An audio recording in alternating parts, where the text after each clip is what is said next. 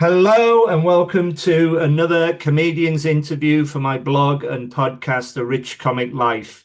My name is Richard Gill, and my blog describes my experiences of watching over 1,500 comedians for the last 50 years and counting. My guest today is the wonderful comedian. It's Mr. Ed Jefferson. Yay! Woo! If only every audience member was like that, Rich, that would be brilliant. How are you? You all right? Yeah, I'm very well, thank you. Are you all right? Yeah, it's great to see you. Thank you so much for doing this. I'm so delighted you're my guest. I'm really looking And forward to it. it's gonna be a laugh, I'm sure. It's going to be 45 minutes of your comedy career, and hmm we're going to go right back to the start. And tell me, please, how did you become a comedian in the first place?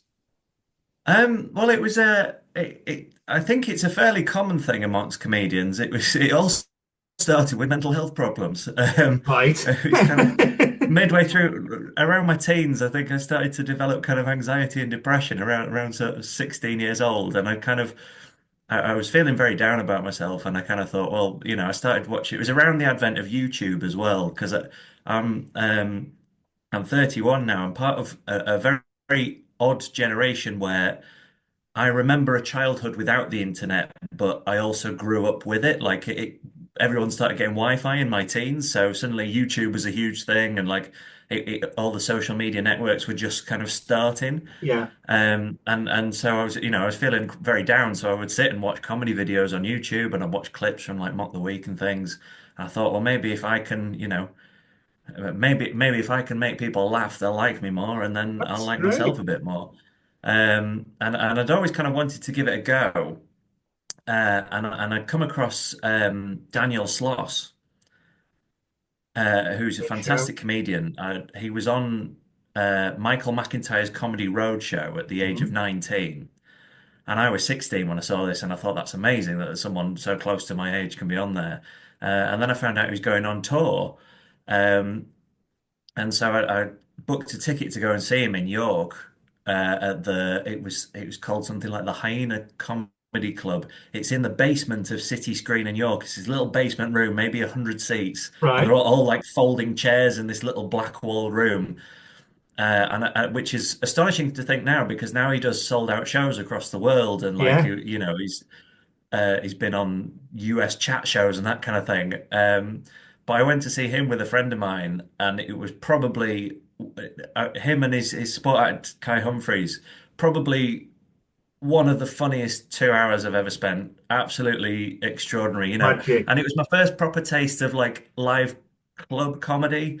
We're maybe a meter from the stage, and Yeah. you feel like you're all in it, and it was absolutely fantastic. And after we got out, I said, I've been toying with it for a while. I'd first had the idea when I was 16, and I was 18 at this point. And I thought, you know what, I'm going to do it. I'm going to go and I'm going to find a way to do that. Good for Um, you.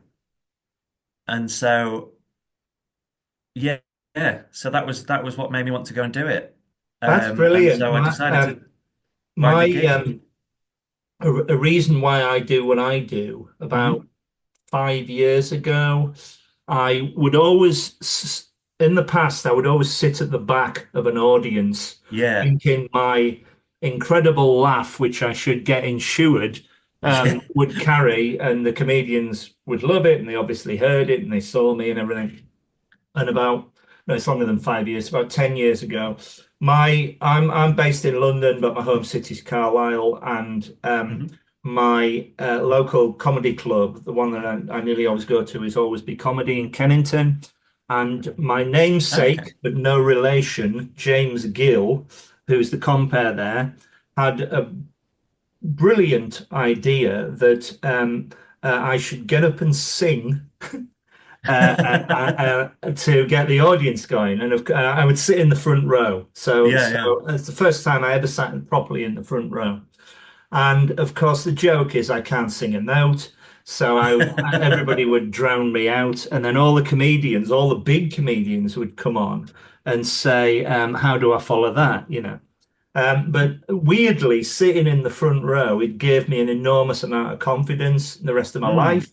and I've never looked back. So all the comedians now, when we go to a comedy night, say, "Oh, Rich is in. It's fantastic. It's so good," and that's lovely. It's part of doing what I do. But of course, the blog and the podcast is there to support everybody. And Mm. what was wonderful was when we went to the whole comedy festival, you won the What's On the I whole did, yeah. Comedian of the Year award, thoroughly, thoroughly deserved. Thank I you. was sitting there and I was a judge there, which was a great honor. Yeah, that was And brilliant. we were so delighted for you because your style of comedy is very natural, very original, and you draw the audience in so they can't not listen to what you say, and you're Yeah, very yeah. likable on stage. So tell me about your first ever gig that you did. Can you remember it at all? Yes, I remember it very clearly actually. Because as I say, I decided to go and do a gig, and I was 18, so I was in uni at this point. And I'd gone to the University of Hull. That's how Yeah, that's where I'm from, York originally, but I'd gone to Hull Uni. And the only gig I could find, I didn't know anybody in Hull, so the only one I could find was the Chortle Student Comedian of the Year competition, which had a heat in Leeds. yeah. So I applied to do that. And I got in to go and it was in February. It's going back a while now. It's February 2012. Um, and so me and I think I persuaded one of my friends to do it with me because I was terrified. Um, so we got the train across to Leeds to do this, and they had so many applications for the heat that they decided to do like an audition. So that they'd do an audition without audience, and then people like I think 8 people would get through to do the heat. I think they had about 30 of us there. Yeah, So yeah, it was kind of a little gig with, you were performing to about 30 odd other people who were also hoping to get through to the heat. But what I find crazy is that the Chortle student comedian competition was run by Steve Bennett of Chortle. of So course. looking back, this is one of those things I hadn't realized what a thing it was at the time, but my first gig was in front of Steve Bennett from Chortle, um, Wow, which is a bit that's incredible. That that that it's a is bit mad to so think about it now. amazing because you're looking at one of the three big comedy websites that Yeah, he yeah. runs, and he runs Chortle. I went on a training course for my blog, a Hmm. writing course. I was invited to a writing course, and it was run by the woman who runs I can't remember the name of the comedy promoter, Richard, never mind. But the guests were Steve Bennett Hmm. and my brain has gone. The lovely woman who does the Edinburgh Fringe reviews that every comedian is terrified of. Oh, I know who you Kate mean. I can't think Copstick, of the Kate name either. Copstick, Yeah. she's lovely. She's been on here. So they Hmm. were the two guests, and it was run by Hills Jago. That's the name. Yes, I have I heard that can't name. Yeah, remember the yeah. name of the. So anyway, I went along, and everybody around me wanted to be reviewers. And I was sitting there and they came to me and they went, oh, we've forgotten why we invited you. And I went, well, I'm not a reviewer. I'm not a reporter. I'm not a diarist. I'm a member of the audience and I'm out to have a good time. And they never bothered me again. And I think what this blog and this whole podcast series represents is my enthuse for it. I love to go. I get so much enjoyment from watching you all do what you do. Hmm. And I'm never going to say anything bad because I love the experience of going. What's the point of going there and heckling? We're not here to hear hecklers. Well, We're here to hear exactly. comedians. And I So, think that's really nice because I think it's something that sort of, I think people keep forgetting this about the comedy industry at the moment, is yeah, they keep forgetting it. The whole point is to have fun yeah, and to make people laugh. And I yeah, read reviews where people will be like, well, they had jokes, but there wasn't really any, there yeah. wasn't like an overarching story, or there wasn't, they didn't sort of bare their soul. And I'm like, but you don't have to do that, do you? You don't It's have to great. I've go. seen people do fantastic shows where they bare their soul. Hannah Gadsby's Nanette comes to Yeah, mind. But then there's great shows that are about absolutely nothing and are completely silly, and they're also yeah, brilliant. yeah, And yeah, people yeah. forget this, don't they? The promoter, by the way, was Amused Moose. I knew I'd remember it. But Oh, yes, right. Yeah, yeah, yeah. but you're so right. It's like comedy is such a widespread thing, and it Mm, should be anybody who wants to get out and do it should be able to talk about whatever they want. And absolutely. that's why I love joke tellers, I love Mm, storytellers, I love nutcases, I love off the wall, I love storytellers. The whole gamut of it yeah. is just magical to witness. So thank you very much for what you do, and it was so well deserved that whole comedy award. It really was. I Very, very wanted to nice. ask you. I know it's not listed on the questions, but I wanted to ask you, what is your view of competitions? Do you think they're a good thing for a comedian? I think they can be. I think it's a good way, and I think anything which promotes comedians, which allows comedians an opportunity to get their name out there and win some accolade. And I found, it's nice to have a little accolade that I can put in an email now when I'm applying for a gig and Yeah, say, "Oh, I've done this," and I've seen it um, on a much grander scale. My friend Alex Mitchell, I don't know if you've met yeah, Alex knowing yet. well, yeah, yeah, So I met Alex. Uh, it'll be getting on for 3 years ago now at a little open mic in Hull. And then Alex has, as you'll know, has gone on to do the final of Britain's Got Talent, and he's kind yeah, of yeah, exploded everywhere. And it's really fantastic to see what that's done for his career and how. And so I think it can be a really positive thing. I do think we kind of set too much expectation on new talent and new not so much new talent as like new comedians. So many of these things have like a time limit and a.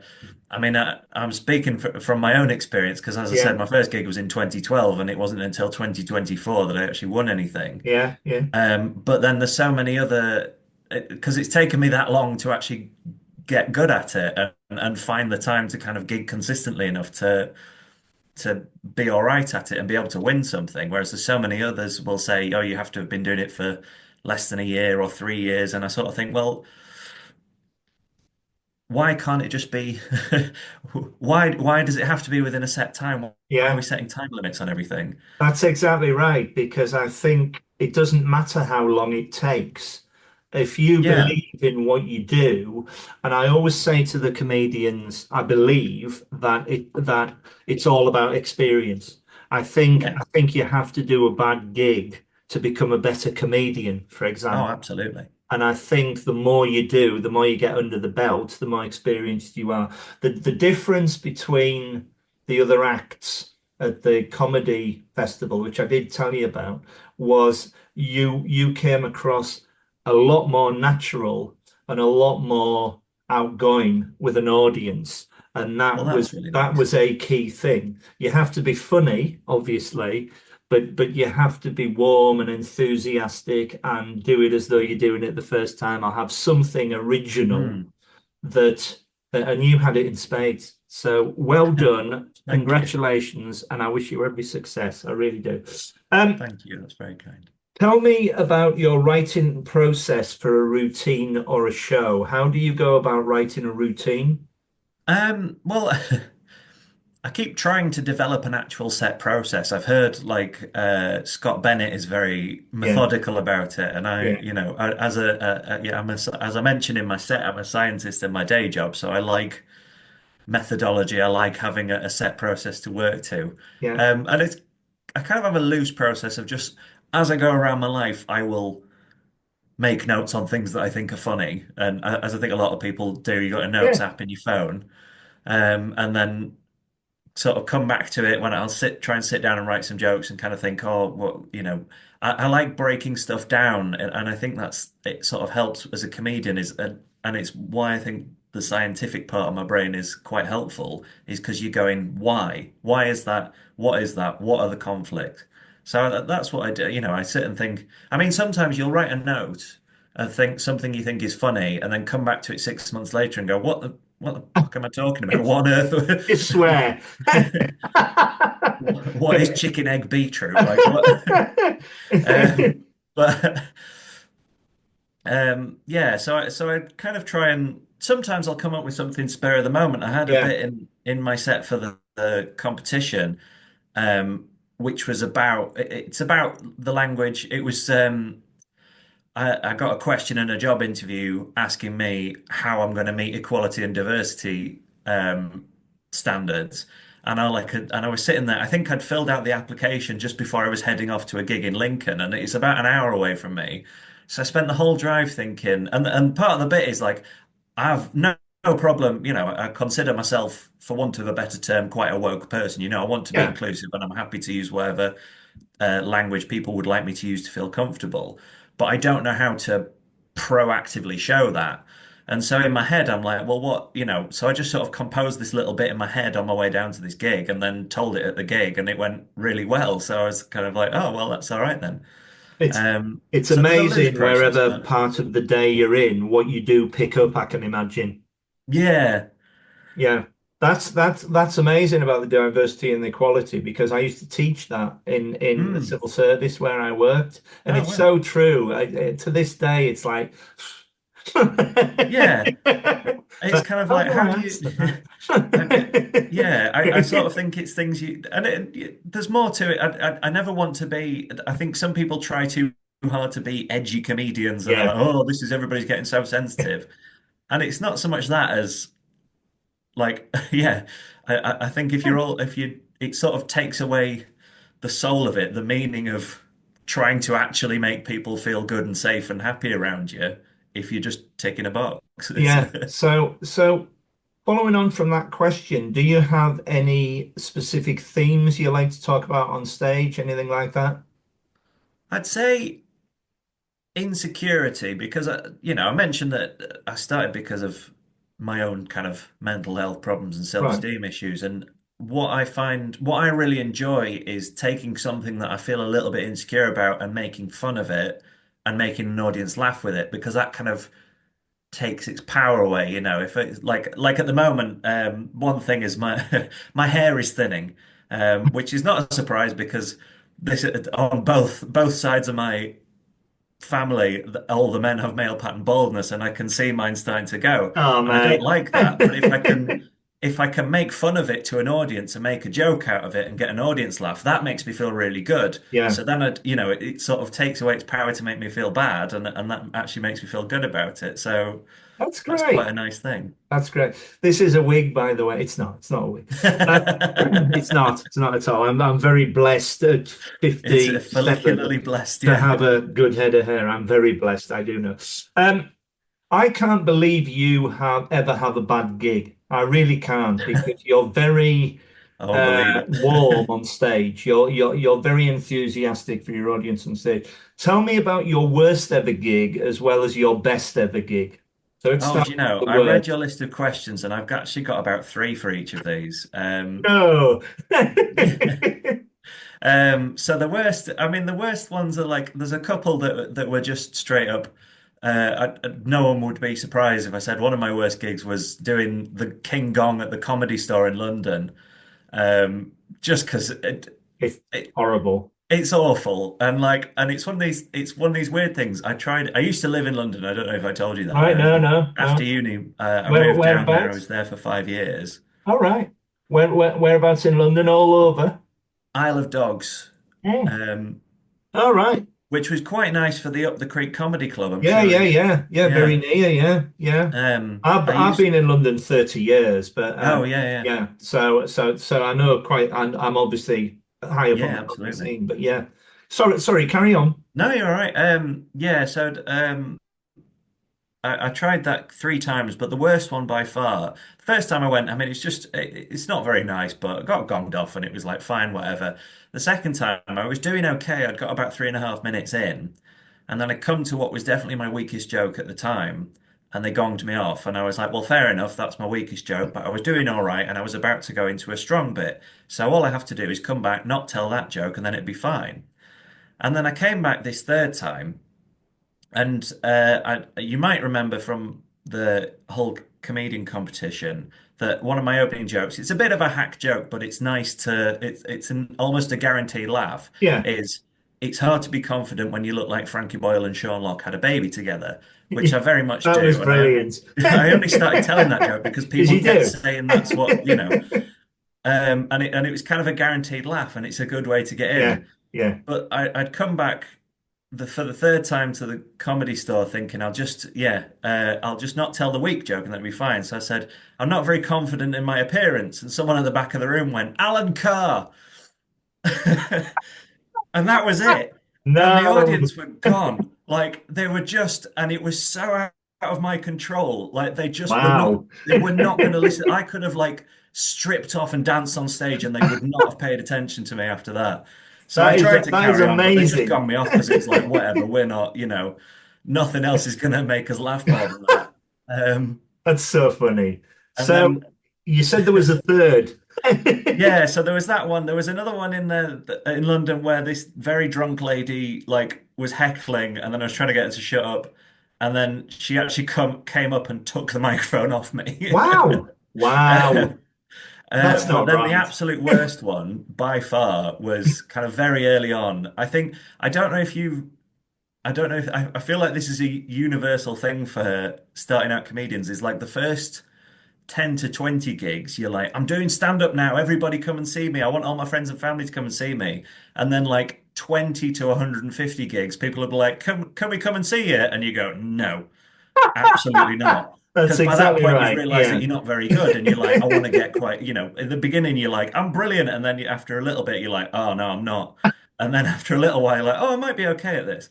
But I was very much in the early, I'm brilliant, I've done 10 gigs stage. That's such a good analogy. And then I think it was a friend of my dad's, was putting on a charity night at a pub in Cotmanthorpe near York, Yeah. and he had a band on, and he said, "Oh, I've heard, does your lad want to come and do stand up?" And my dad was like, "Oh yeah, do you want to do it?" And I was like, "Oh yeah, that'd be great." And then I'd invited a load of friends of mine from sixth form college to come along, so we all came along. I was like, "Yeah, brilliant, come on, I'll do stand up, it'd be great." And then I got there and I found out that the guy wanted me to do stand up while the band was having a break. But then, so the band plays for sort of 45 minutes and then they have a break. And No. obviously, everybody goes to the bar and goes to the toilet. So, Oh my God. and I mean, I was very inexperienced, so I wasn't very good at stand up at all at the time. Wow. But it was basically, it sort of devolved into me kind of shouting my jokes at a bunch of people who were trying to order their drinks at the bar while all my friends looked on. Wow. And it was That's horrible. incredible. But I've it's a got lesson counter learned. stories for that. In my Oh, yeah. 50 years watching you all, Hmm. I've actually had a go myself, just one go. And never Yeah, say yeah. never again, but it was an absolute disaster. It was what, 20, 10, 20 years ago.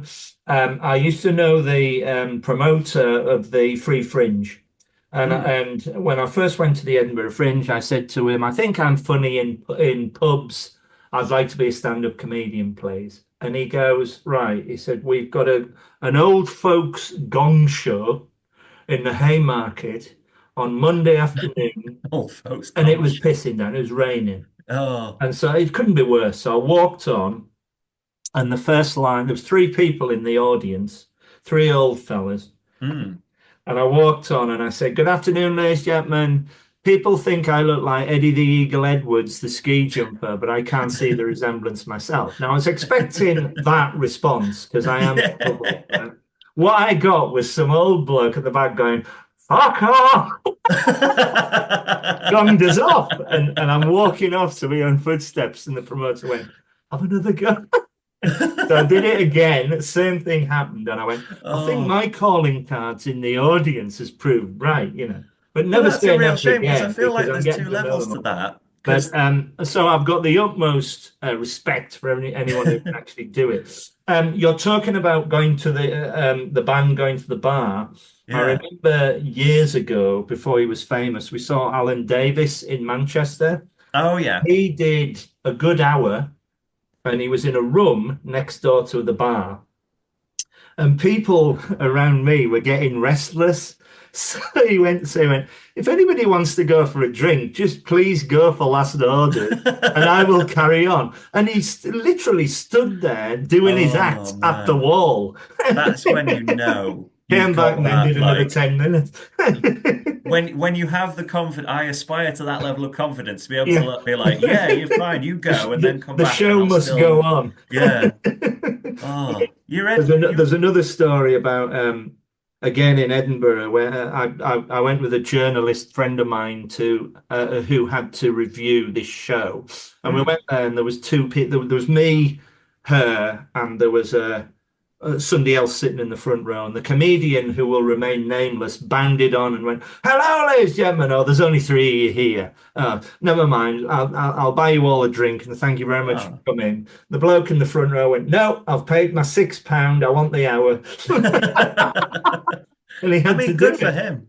I Yeah, heard a too right. He story. had to do it. There's a Amazing. promoter told me recently that Johnny Pelham, who I believe Yeah, has been on Live at the Apollo, who's quite a yeah, yeah. I know him successful well. Yeah, comedian. They booked Johnny Pelham to do his hour and only got, I think, 9 people in the audience. And he came out and did his and was like, okay, yeah, and then just did his full show, and they all yeah. had a brilliant time. Amazing. Like, It's I think it's the love of the game. yeah, absolutely. Harry Hill, who is one of my favorite comedians, is amazing because he's done all the TV. He's been very popular. He still is Mm. very popular, but he's now back in the clubs because he loves to do it. Yeah, He's yeah. he and he's in. I'm based in Kingston. He's at Outside the Box on this coming Monday night. We're recording this in January 2025, and he just loves to go and do it. And to this day, he still holds the best opening line I've ever heard. I first saw him 30 years ago downstairs at the King's Head, and he walked on. I've told a lot of comedians this, and he brushed past me, jumped up on stage, and went, "Ladies and gentlemen, I'm really sorry I'm late. I had to have a testicle brought down, and everybody got a laugh." And then he said, "From Derby." Got a bigger laugh. And when I met him 25 years later, and oh, Rich, he said, I still tell that to this day. Lovely I bloke, mean, once great you've got a comedian. good line, there Oh, was, yeah.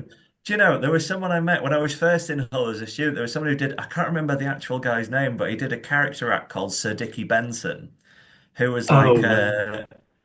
I think the I know that character is like a, I know the act. I'm trying to think. Oh God, what's his name? yeah, I will and he's text you like an later on or alcoholic tomorrow. esteemed actor. Yeah, And he comes yeah. on, it's a brilliant character. He comes on, he says, I can tell you that Cher has the biggest penis in Hollywood. It's mounted on her mantelpiece. It's Yeah. like, you know, just It's ridiculous. It's so brilliant. good when it's so off the wall. Yeah, I love that. Anyway, let's get back to you. I'm Ah, fascinated with this. Um, how do you cope with any nerves, if you get any, before you go on stage? I mean, I do get nervous, but like mostly it's good nervous. Like it's okay. I think there's like good nervous and bad nervous. And sometimes, you know, you get occasionally I'll get the bad nerves that sort of throw me off and make me feel jittery and forgetful. But good nerves are normally like just keeps you a bit sharp and like, Yeah, yeah, you know, I want to do a good job and everything. And so I quite like that. It's almost like a friendly feeling. And I get a little chatty with everyone. Like if we're doing a gong show or something, I get chatty with everyone else and sort of ask them where they're from and like what they do and generally pester people while they're trying to prepare for the gig. And then right before I go on, I have a little just a little shake about, you know, I like shake my shoulders and shake my legs out and roll my neck out and just makes me feel sort of loose and comfortable. And if you'd see, I know when in the whole comedian competition, we were on opposite sides of the room and I was in the dark. But yeah. if you'd seen me before I went on, I was like jumping up and down and having a little like shaking my arms out. Um, and that feels quite good. But they all like it's a weird thing. Like they just disappear as soon as the compere calls my name, they disappear. Like doesn't matter what gig it is, That's the weird. nerves Yeah. go, and it's like right, I'm in this now. Because I was going to ask you, would you say that when you walk on stage or when you first speak into a microphone or when you get the first laugh, any nerves you may have go? Yeah, I think yeah, it's when they introduce me and I start walking up. Yeah. It's kind of like well, I'm doing it now, so I can't really worry about it anymore. I had a weird, do you know, I was because I wanted to familiarize myself with your podcast. So I was listening to your episode with Brennan Reese, Yeah. And back in, I think it was February of last year, I did the Gong Show at the Stockton Ark, which is run by Peter Vincent. Yeah, yeah, yeah. And Brennan Reese was comparing, and I had an awkward little moment. I don't know if you've ever been to the Stockton Ark. I've heard of it. I've never been. The Gong Show they've got like a big backdrop. Right. And as you're facing from the audience, on the left-hand side of the stage is where the compere sits. So Brennan Reese is sitting down with his list of acts and a microphone and the gong. And then on the right-hand side of the stage, you come around the backdrop to come on as the act. And Brennan Reese had sort of said, and the next act is Ed Jefferson. And I thought he was introducing me. So I sort of came around the corner and he was like, oh, I wasn't, you weren't meant to come out yet. I was like, oh, all right. So I just went back behind behind the Oh backdrop. dear. And then he said, please give a big round of applause for Ed Jefferson. I came back out again. There's Um, there's a similar story. God bless him, because one of the biggest coups I've got on this podcast was I was the last person to interview Barry Cryer, one of my oh, favorite wow. other people, and he's written for everybody. And Yeah. when he came on, he was quite wary, and I'd met him, but I like a photograph with every comedian I see, but I've never got a Mm. photograph with him.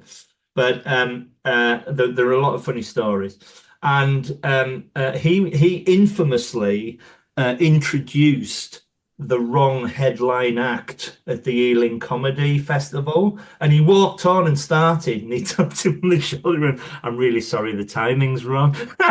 And he had to walk off and bump somebody else. But he was amazing. He said to me, I said to him, "Oh, Mr. Cryer, it's such an honor to me." I was really nervous, but at the Mm. start, but as he went on, he was a dream to interview. What was it like working with Morecambe and Wise? What was it like working with Yeah, Les yeah. Dawson? Extraordinary. And at the end of it, I said, "I'm such a massive fan." And he looked and he grinned and he went, "You're the one." He always it was always on, always telling a joke. Wonderful, wonderful comedian. There Um, was that. Oh, there was that great story of. I think Eric Morecambe did something similar. What? Um, who was the one who they always made fun of? Morecambe and Wise. They had a mate, a celebrity mate, a singer who they always Des made fun of. O'Connor. Yes, that was it. And he'd said it came. I think Eric Morecambe had a heart attack. And then he said, when he came back, they said, "How are you doing?" He said, "I gather Des O'Connor asked his audience to pray for me, and I have to really thank him because I think those 4 or 5 people made a huge difference." Yeah, that's brilliant. That's brilliant. I've very recently, it was so good of him. I chatted to Gary Morecambe because Oh Morecambe and wow. Wise are the reason why I do this. Yeah, I'd yeah. love to have seen them live. I didn't.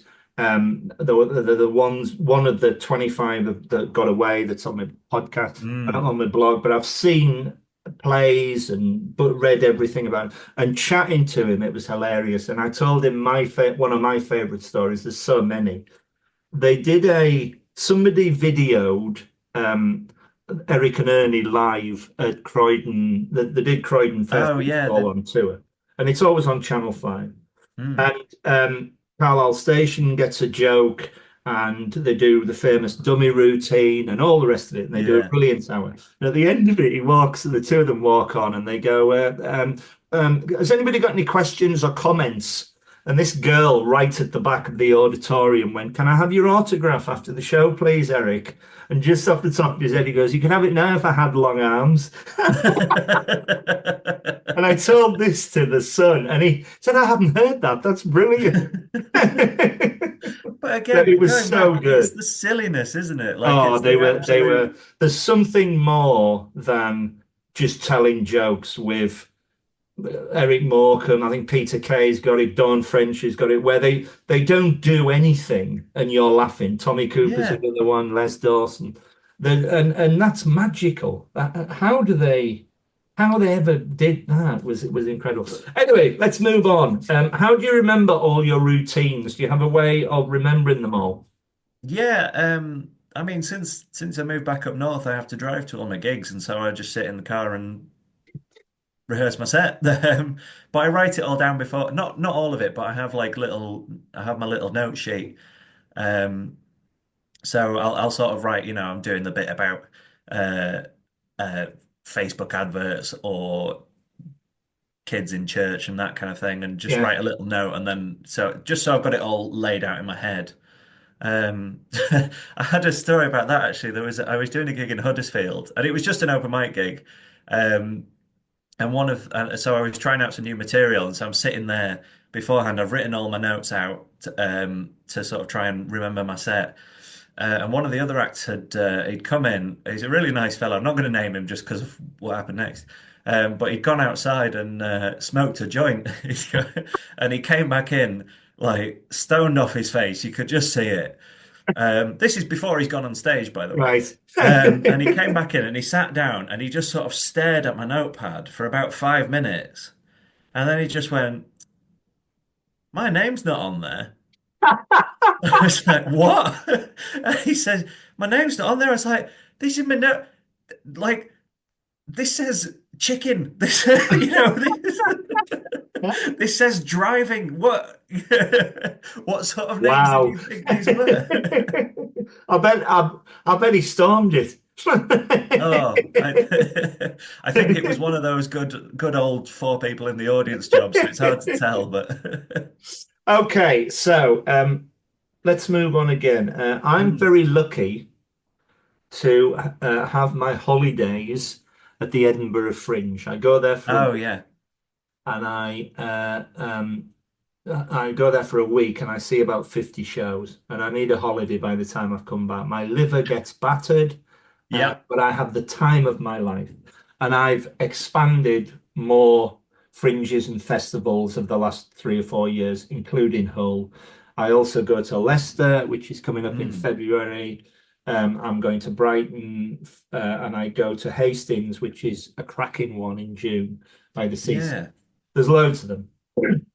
What is your experience of fringe festivals, in particular Edinburgh, but anyone?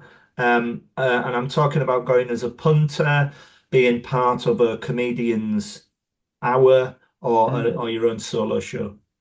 Do you know, I mean, I've never done a show of my own Right. before. I will be doing one because that was part of my prize for the Hull Comedian of the Year is to do Indeed. one at this year's We festival, will which is see in you in Edinburgh. November. Yes. Yeah. I've never been to Edinburgh.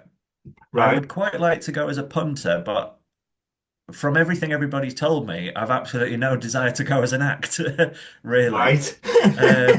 Unless, I might quite like to do what you've done and sort of take a week and go and join as many gigs as I can. But it's very rare I hear a story of someone who's actually kind of enjoyed themselves at Edinburgh anymore, which I I think is a think, shame because it's such a big, yeah. it's such a cultural landmark. But it's, I think the problem with Edinburgh now is when I first went, uh, that there was one of my favorite places is called the Pleasance Courtyard. It's a yeah, wonderful place where one of the big venues, you go in and you're actually in a courtyard and you're surrounded by comics and everybody's drinking and it's wonderful and everything. yeah, brilliant. And they've got all the little theatres around them, all the little spaces.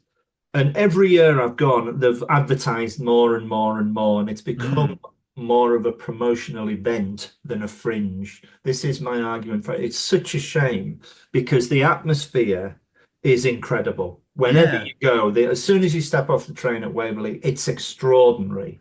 And I'm very lucky to go and I'm very lucky to be part of it. But it's in danger, and sad to say, I think, of eating itself up because it's priced yeah. out the market. And all the other fringes and festivals are as good or even better than that, or can be. You know, it Well, depends where you go and exactly. I what you think, do. but I think this is it's part of. I always find it interesting that comedians are often fairly left wing. I think Yeah, by and large, with some exceptions, but comedy itself is it's a very kind of a free market yeah. That's exactly it. industry. That's exactly it. If anybody should be able to go and stand up on a stage and talk about whatever they like. Absolutely. And certainly a year or two ago, it was a band. It wasn't a comedian, but a band had won £10,000 at a competition in Edinburgh. Mm, And they were asked what they were going to spend the money on, and they said, well, it'll cover the rent for the next 20 nights or whatever. And I yeah. thought, well, they can't even spend the money, they can't even enjoy the money. No, Now, because they've got to having do it all. said that, it is. it's incredible. If you've Oh never yeah. been, you will love it. Everyone I know It who's is the been as best. a punter Yeah, has thoroughly enjoyed it. yeah, yeah. But I so enjoy Hull. I so enjoy Mm, Hastings. They're all they've all got onto the way of putting on festivals, how well that they can do. And mm. long, long, long may it rain, because it is a springboard, or it is a promotional thing, but it shouldn't just be that. It should be Yeah. available to anybody who could do it. But certainly if you've never been, I highly recommend them. I'd like to go and visit, but I think as well, it's like you say, there's sort of a glut of other Yeah, much smaller festivals coming out at the moment. And I think that's a really good thing. Like yeah, very I much so. noticed there's one as well in like Scarborough, Yeah. there's Bath have Hull. got one, Nottingham's got one. Carlisle Exactly, had yeah. one, but it lasted a year. But good on them for going, you know. Yeah, absolutely. Yeah, yeah, it's great. What do you think to date has been your comedy highlight? I think I know the answer to this, but please. Well, I would suggest it has been winning Hull Comedian of the Year 2024, not to bring it up yet again, but Well deserved. thank you. That was really it was really brilliant. Like it was because as I say, I've been at it for a while, and I'm sure you've heard from other comedians that it's that constant, particularly before you become professional, it's that constant self-doubt of, am I ever going to be good enough at this for it to be worth it? And I've seen, having been doing like open mic comedy very on and off for nearly 13 years now. Yeah. I'd say there's probably been about 5 years of actual solid gigging in that, but it's still been a long time. I've seen so many people kind of come up and go on to great success and found myself wondering if I'll ever get there myself. So it was a nice bit of like validation. You will keep doing it. Keep doing it. You will. You're a natural. And this very evening, the fellow judge who was at Hull, Jack Gledow, is on at the Yeah. Comedy Store, and we're all going to see him. Oh, I know, Meet yeah. with him afterwards, and I'll say hello for Well, you. I never got so going back to one of your earlier questions about how I got started. Yeah. Um, So I did the Chortle student thing, and that was 2012. I did a second gig that year in York, and that was all I could find. And then the following year, my third gig was the Chortle student comedian one again. And I did some jokes because I was living in Hull. I did some jokes about Hull, and then this guy came up to me and was like, "Oh, you're in Hull? I'll add you to this Facebook group." And that was Jack. That was Jack Amazing. Leto. So when I was He's in such a London, I good used to make a bloke. point of every time he'd be at the Comedy Store or up the creek, I'd go and visit him Yeah, and he's go so and see good. him. We saw him at Leicester, and I thought this guy's incredible. He's brilliant, isn't he? Oh, it's so good. And never saw him again for a while. And then Gary Jennison, the co-director of the whole Fringe last year, 2023, said, we've got a special guest judge.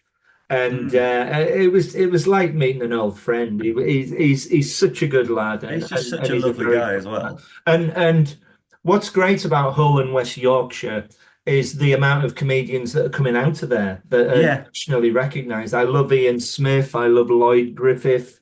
I love yeah. Oh, they're all Amy brilliant. Yeah. Gledhill's fantastic. There's so many great ones. So you're on the list, my friend.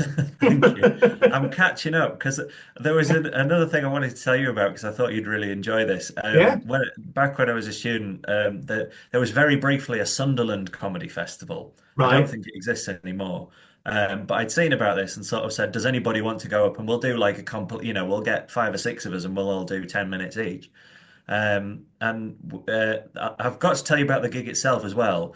But what that means is because of who was around at that time, I've got a photo from maybe 2013 of the lineup from that show, and it's me, Jack Gledo, Amy Gledhill, Jed Salisbury, and Gary Jennison, Wow. which Wow. is really Wow. fantastic. But the actual gig itself, we did in a cafe in Sunderland, and on like a Saturday afternoon. The staff didn't know it was happening. Wow. There was one table of people, but they were up for it. Like they didn't know it was Yeah, happening yeah, either. yeah, of But we were course. like, oh, we Yeah, were going to yeah. do a comedy show, and they were like, great.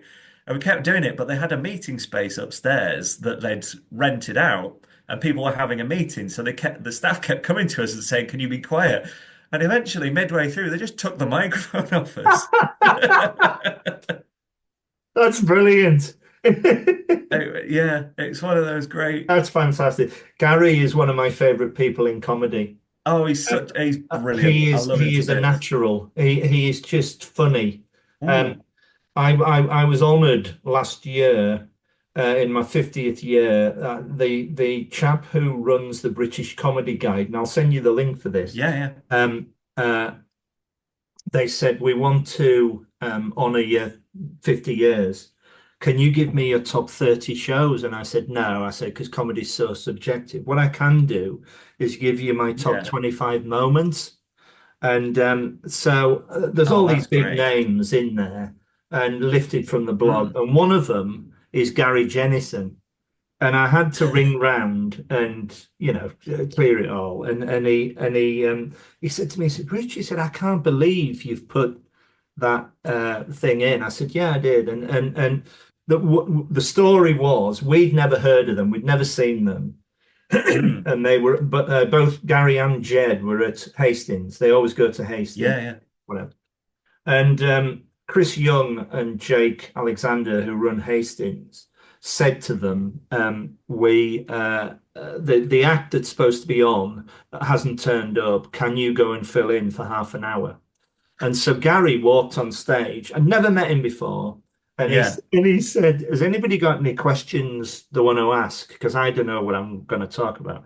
And I said, can you tell me why, after 30 years of eating 2 packets of crisps, I've got diabetes?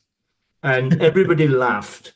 And from that, he took the word crisp and just ran with it. And Yeah. it did the funniest 20 minutes. And my friends who I was with were on the floor. It wasn't just me. And I thought, this guy's incredible. And I think he was a bit overwhelmed that I featured him in this thing, but that's the magic of doing it. A similar one Mm. was Hull last year when we saw on the Monday night, I saw Frankie Monroe, Joe Kent Oh, Walters right, yeah. win on BBC New Comedian of the Year. And Mm, on the Thursday, he played Hull. They'd got him in at Hull and he played a little run and he got a standing ovation. And I thought, this guy's going to be amazing. And I've yeah. watched him develop all last year. That's a reason why I do it. It's like finding those moments. And when we saw you, it was you stood out. I know I shouldn't be biased or anything, but you did stand out. And both Jack and myself said he's won. It's him. Oh, that's really And nice. and and so please keep doing what you do. Do you Oh, have yeah. any ambitions? Would you like to be on TV? Would you like your own quiz show? What would your ambition be? Yeah, I've got like two sets of ambitions. I'm just going to turn the light on actually. It's Yeah, quite you dark. carry on. I've got like two sets of ambitions. I've got what I call my realistic ones and then my aspirational ones. Like the realistic ones are just getting better and being able to get paid regularly for it and maybe even going professional one day. That would be brilliant. Um, you know, and then there's the more aspirational ones, which I think most comedians have. You know, I'd love to get on TV and do Yeah, tours and do live at the Apollo and such. And I have a specific one, which is that back in 2017, my wife and I went to see a recording of the Graham Norton show. right. Yeah. And beforehand, they email around and say, do you have any stories for the red chair? And I Ah, was like, yeah. oh, yeah, I've got this one story of a time I worked as a barista. And so I got to tell the story in the red chair, Wow. and I walked, and I was really pleased. That was Oh, like that's my brilliant. TV debut. I mean, what was great was it was a really good lineup as well. There was Keanu Reeves, Denzel Washington, and Whoopi Goldberg Wow. on the That's sofa, which was amazing. fantastic. So I was like, I've You'll made have to send Denzel me the Washington link. laugh. That's I'd love brilliant. to see you in the chair. Well, I'll try and find the link somewhere and send it to you. But I have a funny little ambition in my head is that I would really love to be the first person to go from the red chair to the red sofa on the That would Graham be Norton wonderful. show. How cool would that be? That That's would be fantastic. amazing. I Yeah. don't know if it'll ever happen, but Oh, it well, you would be never really know. You cool. never know, my friend. Keep Well, yeah, believing. Keep believing. I go to a lot of TV recordings. I used to go to a lot, they're really good, aren't they? much more than comedy, and there are so many. But one of my favorites was we got in. I haven't seen Graham Norton. I've always wanted to go, and we couldn't get Mm, in. But what I did see, because we walked past as we went in, we walked past the Graham Norton show. What I did see was Have I Got News for You? And Oh we yeah. saw the first time Bruce Forsyth hosted it, the first one. And he is amazing. And nobody knew. Oh, Nobody knew. So the extraordinary, curtains wasn't he? opened and he did all this. And he had been on TV for years. And there's a bit where me and my mate are sitting above Ian Hislop's head. And my mate's got a very loud clap. And of course, I've got a very loud laugh. And he's trying to read an autocue. And I can't remember what he said, but he literally is going, and I am crying above Ian Hislop's head, and you can hear my laugh as clear as day on the recording. And he turns around and he goes, "Please, this is satire." It was just priceless. And my dad, God bless him, always used to ring me up and go, "I've heard you on TV again, son, that laugh." Just wonderful. Talking about favorite comedians, who makes you laugh? Who are your favorite comedians? Oh, well, I've already mentioned Daniel Sloss, who was the one who kind of inspired me to start it in the first place. Yeah, My wife and I actually went to see him early last year, and that was brilliant. Like he's he's just so got good. better and Yeah, better. yeah, I've seen probably 7 or 8 of his tours, and yeah, they just get better each time. brilliant. My absolute favorite at the moment, though, is John Mulaney, Oh, he's the American brilliant. comedian. Yeah, I love John Mulaney, and I was just kind of, and it came about because I watch a lot of stand-up on Netflix. yeah, And I don't know if do you know Patton Oswalt, the American comedian? yes, yeah, Yeah, yeah, if people aren't familiar with him, he was Remy the Rat in Ratatouille. yeah. And he did a show. It was a stand-up show after the very sudden, tragic, and unexpected death of his wife. Right. And he tells the story, and it was, I gather she had like a congenital illness that they didn't know about and just died in her sleep one night. And Oh he did a God, stand-up show horrible. about it. And I was kind of like, I watched it and I was sort of laughing and in tears. And he did this incredible, beautiful show. And I was like, how do you make that funny without being trite? And it was just extraordinary. And I saw he Yeah, was yeah. nominated for an Emmy for it. And I was like, well, he's bound to win that because how can you beat that? And then John Mulaney won that Emmy. And I was like, well, who the hell is this guy? Um, That's what so you I look watched him for. instead, as well, and I was kind of like, "Oh wow, this is, Brilliant. this is a real master at work." Yeah, yeah, yeah, yeah. That's a great show. Did you have comedy growing up? Yes, I mean, we didn't watch a lot of stand-up growing up. My dad is, I've very much inherited my dad's sense of humor. His favorite film is Monty Python's Life of Brian.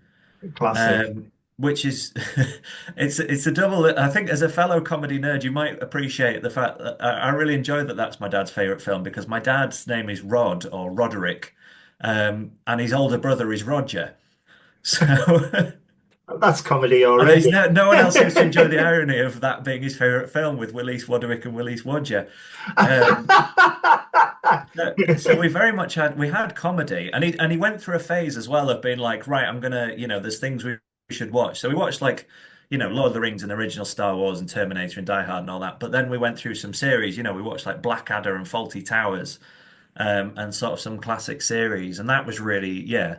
But I never watched a lot of. I didn't watch a lot of stand up. I didn't know who any No, comedians were until I was about 16 or 17, and I could look them right. up on YouTube. And then you're away. My first ever gig at age 7 was Les Dawson at Scarborough on holiday. Brilliant. And my grandma, God bless her, was late for the show and she had Mm. to crawl down in front of the stage. Oh And he took the no. piss out of her for the rest of the show. So the encore, he walked back on stage and he said, "Ladies and gentlemen, we're very privileged tonight to have the chairwoman of the Scarborough Women's Institute in the audience tonight. She's been let out of the home. She's 111 years old today. It's a birthday. Let's all sing happy birthday." And he started happy birthday on the piano. And then he looked to the wings. He went, "What? What? Oh, sorry, ladies and gentlemen. She's not 111. She's ill." The curtain come down. That was it. And I thought, this is fantastic. Yeah. A year later, we saw Tommy Cooper, which was Mm. extraordinary. And he's lying on a bed, and there's nothing else on stage.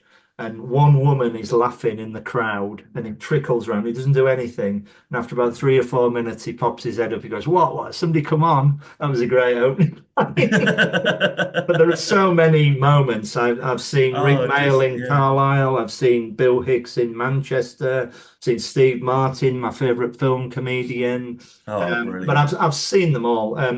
Frank Skinner, French and Saunders, on and on and on. I saw Peter Kay in a little club before he was famous on a Oh, I bill bet of that was 5 acts, and fantastic. I laughed so hard I missed the fifth act. I had to apologise to Dave Gorman because he was the fifth act. Um, Michael McIntyre in a hood before he started my first uh, show in London.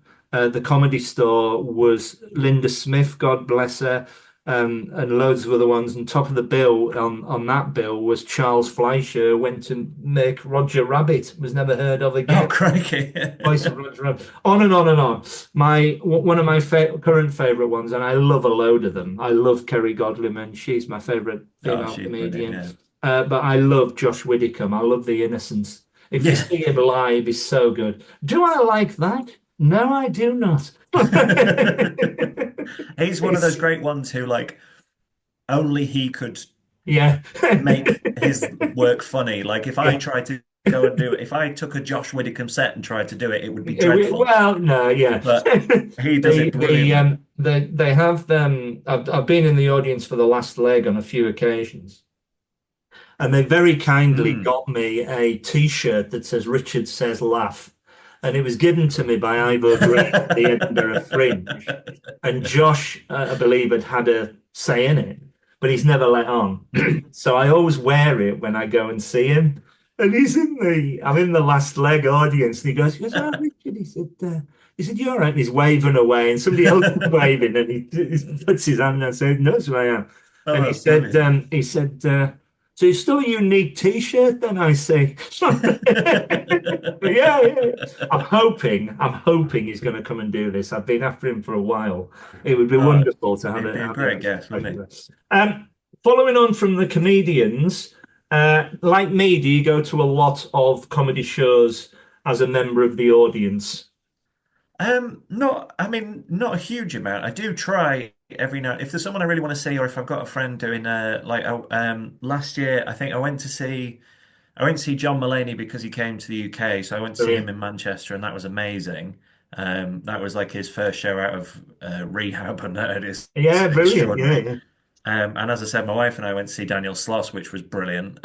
He was doing a show about becoming a parent, and that was phenomenally good. yeah, yeah, yeah. And then I try and like I went to see Alex Mitchell was doing a work in progress show, and I didn't know what it was for at the time because he hadn't been on Britain's Got Talent yet, or well, he had, but no one knew it. It was at the audition stage.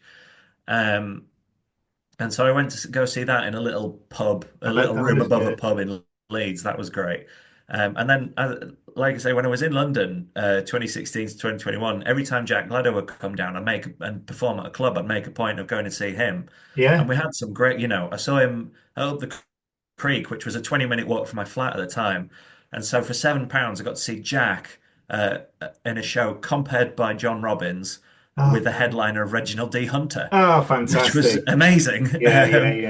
And That's the then I magic had of another one at doing the what I Comedy do. Yeah. Store, which was he had Jack was on, and then there was uh, who was it? It was Marcus Brigstock, Yeah. um, Nish Kumar, Oh, and then brilliant. Norman. He played Holly in Red Norman Dwarf. Lovett. Norman Lovett as He's well. brilliant. I mean, Yeah. comedy clubs are brilliant. People It's should go so to good, comedy isn't clubs it? if they Yeah. don't know they should. They're fantastic. It's so good when you get a great bill and you get to the point Absolutely. where you're laughing so much you can't laugh anymore, and Yeah. then they do a topper and Yeah. you cry with laugh. That is joyous, and that's why stand-up comedy should remain. Um, Yeah. uh, Absolutely. um, just before we go, and Uh-huh. I could talk to you all night. I feel Yeah, me genuinely, I wanted to too. say I've met you twice. This is the second time. I Mm. feel as though I've known you for 20 years. Oh, It's been joyous talking to you, and let's meet up and talk more comedy absolutely. Yeah, because likewise, it Rich. would be Yeah. it's been so good. Do you have a social media handle Yes, that you can. people know? And do you have any podcasts or anything like that? Is there anything else you'd like to say? Yeah, you can find me. It's at Ed Jefferson Comedian. I spell Ed with two D's. I just started doing that as a teenager. There's no reason why. It's Right. Ed Jefferson Comedian on Facebook and Instagram. I am on Twitter, but I don't really use it anymore because of, reasons. I don't Um, blame you. and and as I said, I'll be doing a show at the Hull Comedy Festival 2025, which I need to write and work out, but I've got Well, till this will November, be so out before then, so yes. we can Yeah, sort so that if out, if you're definitely. listening to this sometime in 2025 before November, please Google Hull Comedy Festival and come and Yeah, see me and everyone else who, it's a brilliant festival. it's so You get good. loads of big name acts. It's fantastic. Well, I'm hoping to see you before then, but if not, I will Absolutely, see yeah. you then. But if you're You, down in London at all, do let me know I'll and we'll give you go a to a bell, yeah. comedy gig. Definitely. Thank you so much for your time. You thoroughly deserve that wonderful award. You're such a talented comic. I wish you every success and thank you so much. That's brilliant. Thank you, Rich. This has been really fun. All the best to you. Thank you. Cheers. You too.